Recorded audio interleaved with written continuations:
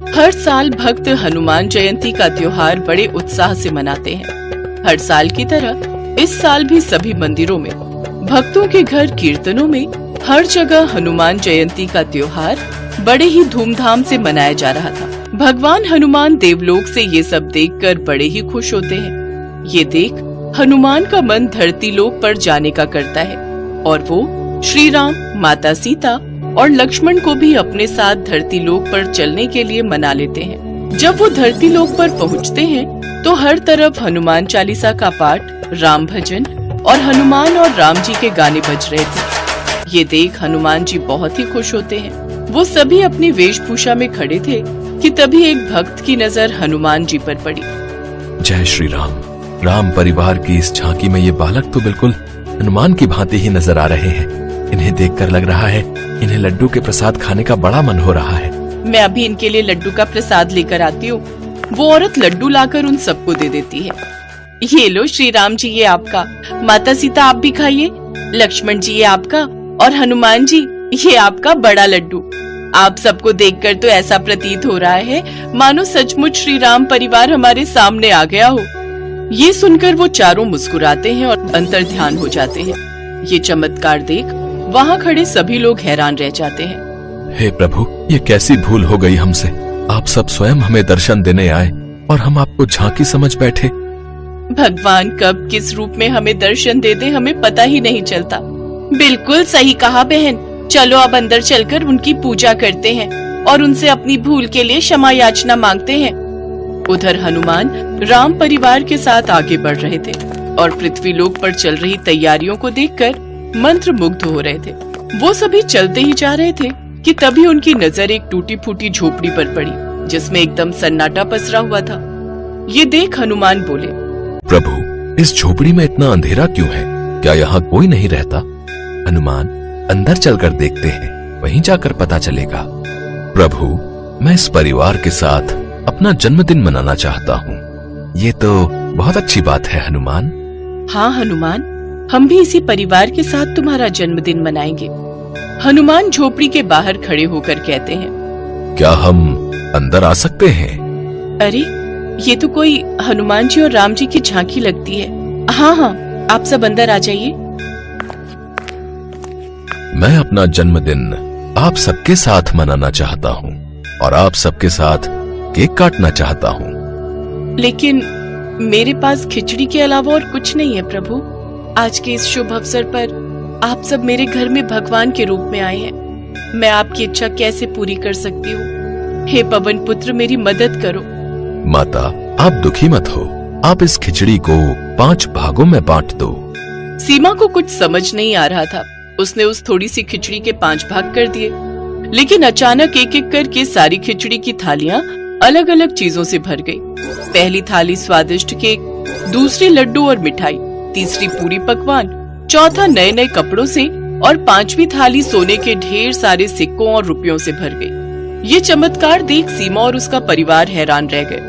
वो सभी भगवान के चरणों में गिर गए। हनुमान जयंती के इस पावन अवसर पर साक्षात आप सभी प्रभु हमारे घर पधारे। हमारा तो जीवन सफल हो गया प्रभु।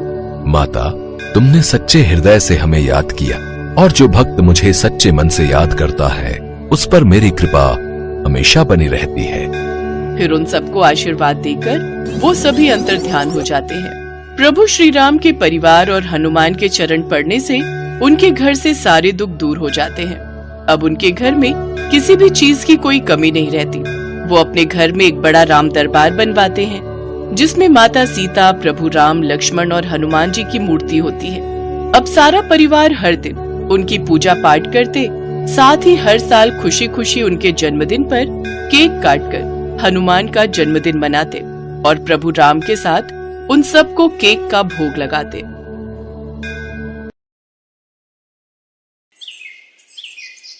जय बजरंगबली, आपकी सदा ही जय हो। हनुमान जी, आप सदैव अपना आशीर्वाद मेरे सर पर बनाए रखना। आपका नाम लेकर ही मैं अपना पानी पूरी का ठेला शुरू करता हूँ। आप मुझ पर अपनी कृपा यूं ही बनाए रखना।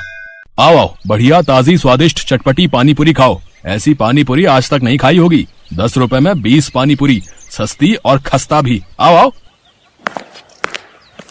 पानीपुरी का ठेला, लच्छू पानीपुरी वाला, मेरे ठेले के सामने एक नया ठेला लग गया। भोला पिछले कई सालों से पानीपुरी का ठेला चला रहा था। वो हनुमान जी का परम भक्त था और रोजाना हनुमान मंदिर में दर्शन करते हुए वो अपना ठेला लेकर काम पर जाता था। भोला ने अपने ठेले पर भी हनुमान जी की एक फोटो लगा रखी थी, जिस पर वो रोजाना पानीपुरी शुरू करने से पहले हनुमान जी को पानीपुरी का भोग लगाता था। भोला को ऐसा करते देख सामने नया ठेला लगाने वाला लच्छू जोर जोर से हंसने लगता है। ऐसा तो भाई पहली बार देखा है, हैं? हनुमान जी पानीपुरी खाते हैं। कैसे बेवकूफ लोग हैं जो भगवान को पानीपुरी खिलाते हैं। देखो भैया, तुम यहाँ नए आए हो इसीलिए अपनी हद में रहो। मेरा मजाक उड़ाने की कोई जरूरत नहीं है। अपने काम से काम रखो। मैं तुम्हें कुछ नहीं कह रहा। इसका मतलब ये नहीं कि तुम मुझे कुछ भी बोलते जाओगे। ऐसा है, अब यहाँ मैं आ गया हूँ। अब मेरा पानीपुरी का ठेला ज्यादा चलने वाला है। तुझे तो मैं कुछ ही दिन में यहाँ से तेरे हनुमान जी के साथ गायब कर दूंगा, समझा? लच्छू बदमाश टाइप का आदमी था। उसके कई बदमाश दोस्त थे जो खाली समय में उसके ठेले पर आकर मौज मस्ती करते थे। लच्छू जो पानीपुरी बनाता था उसका तरीका बहुत ही गंदा था। ये बात किसी को भी पता नहीं थी। ये काम वो चोरी छुपे करता था। भोला अपनी पत्नी ममता को इस बारे में बताता रहता था। ममता, तुम नहीं जानती हो, वो नया पानीपुरी वाला लच्छू बहुत ही गंदा इंसान है। वो ग्राहकों को गंदे पानी और पुराने मसालों से बनी पानीपुरी खिलाता है। ये बात कोई ग्राहक नहीं समझता। सबको बस सस्ता दिखता है। इसी वजह से मेरे ठेले पर ग्राहकों का आना बहुत कम हो गया है। सब लच्छू के ठेले पर ही जाते हैं। सुनो जी, बेईमानी की नींव पर खड़ी इमारत की दीवारें बहुत कच्ची होती हैं। देखना, ये लच्छू ज्यादा दिन टिक नहीं पाएगा। और आप तो अपने हनुमान जी पर विश्वास रखते हो ना, तो अपनी सारी चिंता छोड़ दो। भोला हनुमान जी का ध्यान करके सो जाता है। अगले दिन भोला जब अपना ठेला लेकर बाजार पहुंचता है तो उसके ठेले पर कुछ बदमाश आ जाते हैं। ओए, पानीपुरी खिला तो जरा, देखें तेरी पानीपुरी में कितना स्वाद है। जी अभी खिलाता हूँ, ये लीजिए। कल्लू भाई, पानीपुरी में ज्यादा स्वाद नहीं है। थोड़ा तीखा और मिला बे। मेरा दोस्त कई दिनों बाद आया है, इसे जी भर के पानीपुरी खिला। तभी दो आदमी और आ जाते हैं और वो भी उन्हीं दोनों बदमाशों के दोस्त होते हैं। वो भी साथ में पानीपुरी खाने लगते हैं। उनमें से दो लोग भोला के सिर पर मार मार कर बात कर रहे थे। भोला को ये सब पसंद नहीं आ रहा था। अरे आप लोग ये कैसी हरकत कर रहे हैं? खिला तो रहा हूँ, इंसान हूँ, कोई मशीन नहीं। खिलाने में समय तो लगता ही है। अब आप 4, मैं 1 खिलाने वाला। चलो भाई चलते हैं, बस कर बे। अरे अरे कहाँ जा रहे हो? मेरे पैसे तो दे जाओ। कौन से पैसे? अरे तुम लोगों ने जो पानीपुरी खाई है, मैं उसके पैसे मांग रहा हूँ। हमसे पैसे मांगेगा? जा, नहीं देते। बोल क्या कर लेगा? ये क्या बदतमीजी है? तुम तो गुंडागर्दी कर रहे हो। मेरी मेहनत की कमाई है, वो तो तुम्हें देनी ही पड़ेगी। साले, हमसे पैसे मांगता है, अभी तुझे बताते हैं। चारों बदमाश भोला को बुरी तरह पीटने लगते हैं और उसका पानीपुरी का ठेला पूरा तोड़ देते हैं। सामने खड़ा लच्छू पानीपुरी वाला जोर जोर से हंस रहा था। और मारो, आज के बाद इसे पानीपुरी बेचने के लायक ही मत छोड़ना। आसपास से जाते हुए लोग बदमाशों से इतना डर गए थे कि कोई भी भोला की मदद को नहीं आया। बदमाश लच्छू के दोस्त थे। वो जब वहां से चले गए तब एक व्यक्ति ने भोला की मदद की और उसे रिक्शा पर बिठाया। भोला लहूलुहान घर पहुंचा। उसकी हालत देखकर ममता घबरा गई और उसे डॉक्टर के पास ले गई। भोला के हाथ पैरों में बहुत चोट थी। डॉक्टर ने भोला को कुछ दिन आराम के लिए बोल दिया। ममता, ये सब उस बदमाश लच्छू पानीपुरी वाले का ही किया धरा है। हे बजरंगबली, ऐसे पापियों को सजा क्यों नहीं मिलती? अब मैं काम पर कैसे जाऊंगा? भोला अभी ममता से बात कर ही रहा था कि तभी दरवाजे पर दस्तक होती है। कौन है? रुको, आती हूँ। अरे रतन, तू? प्रणाम दीदी, कैसी हो? अरे ये जीजा जी को क्या हुआ? ये चोट? तू आप बैठ, पहले कुछ खा पी ले, फिर सारी बात बताती हूँ। रतन, तुम तो कभी शहर आते नहीं हो, अचानक कैसे आना हुआ? बस जीजा जी, आपसे और दीदी से मिलने का मन था और मुझे शहर में थोड़ा काम भी था। ममता का भाई रतन गांव में रहता है। उसका शहर आना बहुत कम होता है।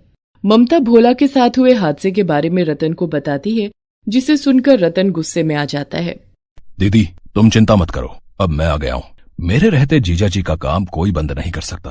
कल से मैं पानीपुरी का ठेला लगाऊंगा। देखता हूँ किसमें हिम्मत है जो मुझे वहां से हटा दे। रतन की बात सुनकर ममता और भोला पहले तो थोड़ा घबरा जाते हैं, पर रतन उन्हें समझा देता है। अगले दिन रतन पानीपुरी का ठेला लेकर बाजार पहुंचता है। लच्छू पानीपुरी वाला भोला की जगह रतन को ठेला लगाते देख हैरान रह जाता है। ओहो, तुम कौन हो भाई, जिसमें इतनी हिम्मत आ गई जो मेरे सामने पानी पूरी का ठेला लगा लिया? मेरा नाम रतन है और भोला मेरे जीजा जी हैं। अब से मैं उनकी जगह यहाँ पानी पूरी का ठेला लगाऊंगा। भोला के तो हाथ पैर तुड़वाकर मैंने यहाँ से हटवा दिया, अब तेरा भी यही हाल करवाऊं क्या? है हिम्मत तो मेरे ठेले को हाथ लगा कर दिखा। अभी अपने दोस्तों को फोन करता हूँ। हाँ। रतन ग्राहकों को पानी पूरी खिलाने लगता है। इतनी देर में लच्छू उन्हीं बदमाशों को बुला लेता है। ये रहा भोला का साला रतन, इसे भी इतना मारो कि ये भी खटिया पकड़ ले। अरे मेरे हाथ को क्या हुआ? मेरा हाथ एक जगह पर रुक क्यों गया है? मैं इसे मार क्यों नहीं पा रहा? मेरे साथ भी यही हो रहा है, मेरे भी दोनों पैर जमीन से चिपक गए हैं, मैं तो हिल भी नहीं पा रहा। मेरे जीजा जी को तुम लोगों ने मारा था, अब मेरा ठेला तोड़ने आए हो। अभी तुम्हें सबक सिखाता हूँ, ये लो। रतन उन बदमाशों को ऊपर नीचे घुमाता जाता है। वो उन्हें कभी आसमान में उड़ा देता है, कभी जमीन पर पटक देता है। रतन वास्तव में कोई और नहीं बल्कि हनुमान जी थे, जो भोला की सहायता के लिए धरती पर आए थे। वो तो बदमाशों को सबक सिखाना चाहते थे ताकि वो दोबारा कभी भोला को परेशान न कर सके, और ऐसा ही हुआ। बदमाश डर कर वहां से भाग गए। रतन गुस्से में लच्छू के ठेले पर जाता है। उसे देखकर लच्छू घबरा जाता है और माफी मांगता है। मुझे माफ कर दो रतन, मुझसे गलती हो गई। मैं आज के बाद कभी भी भोला को परेशान नहीं करूंगा। मेरा ठेला मत तोड़ना, मेरे घर में मेरी बीवी और बच्चे हैं, मैं इसी रोजगार के सहारे अपना घर चलाता हूँ। घबराओ नहीं, मैं तुम्हारे साथ ऐसा सलूक नहीं करूंगा जैसा तुमने किया। मैं तो बस तुम्हें समझाने आया हूँ। हमेशा याद रखना, दूसरों से ईर्ष्या करके कुछ नहीं मिलता, अपना ही नुकसान होता है। इसलिए अपने काम में मन लगाओ, दूसरों को मत देखो, वरना पापियों को दंड देते भगवान को देर नहीं लगती। उस दिन के बाद लच्छू ने अपने काम में ध्यान लगाना शुरू कर दिया। रतन लच्छू के सामने ही ठेले पर पानी पूरी बेचता था। रतन की पानी पूरी लोगों को इतनी स्वादिष्ट लगती थी कि लोगों की भीड़ बढ़ती चली गई। रतन कुछ महीनों तक वहीं रुका। रतन ने काफी पैसे जोड़ लिए थे। वो पैसे उसने भोला के हाथ में दिए। जीजा जी, ये पानी पूरी की कमाई के रुपए हैं। अब आप इन रुपयों से अपनी एक दुकान और मकान खरीद सकते हो। मैं कल सुबह ही गांव वापस चला जाऊंगा। आपकी तबीयत में भी अब सुधार है और मेरा काम भी यहाँ पूरा हो चुका है। रतन, तुमने सचमुच मेरी बहुत मदद की है, मानो हनुमान जी ने तुम्हें मेरी सहायता के लिए भेज दिया हो। भोला की बातों को सुनकर रतन मुस्कुरा देता है। इतनी देर में ममता को एक फोन आता है। हेलो दीदी, कैसी हो? पता चला जीजा जी का एक्सीडेंट हो गया था।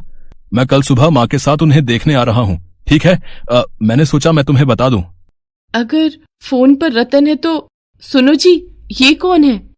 ममता को घबराता देख हनुमान जी अपने असली रूप में आ जाते हैं।